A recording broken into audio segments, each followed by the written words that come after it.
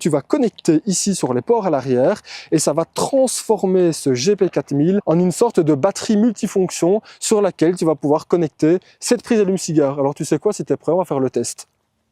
Alors avant de faire le test, je vais quand même te montrer les différents ports que tu peux retrouver à l'arrière. Tu retrouves le port ici XT60 qui te permet de connecter les pinces de démarrage. Tu retrouves ce port ici 15 volts et 10 ampères jusqu'à 150 watts maximum qui te permet, si tu veux, de connecter effectivement cette prise allume-cigare. Tu retrouves un port USB classique, un port USB un peu plus performant qui va te donner du 9 volts ou du 12 volts en sortie, donc ça c'est quand même intéressant.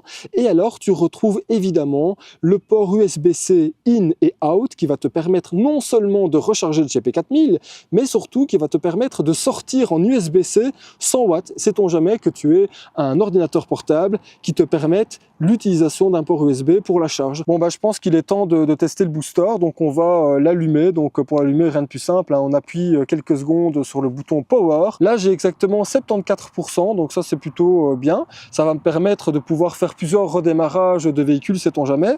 Alors je vais connecter la prise 12 volts comme ceci, et alors tu verras que en un instant le compresseur va pouvoir s'allumer. Voilà. Et alors attends, je vais te montrer, je ne sais pas si ça sera perceptible à l'image. Tu vois que là pour l'instant ça utilise 142 watts. C'est pas mal, hein? Alors je ne sais pas si tu l'as vu, mais sur mon petit compresseur, en toute théorie, j'ai la possibilité d'avoir un éclairage en pleine nuit. Le problème, c'est que, regarde, ça ne fonctionne plus, simplement parce que l'ampoule à l'intérieur, elle est morte. Alors tu vas me dire, mais remplace-la. Bah oui, évidemment, je pourrais la remplacer, mais c'est une ampoule un peu particulière, c'est des sortes de LED comme ça, je crois que ça ne se remplace pas malheureusement.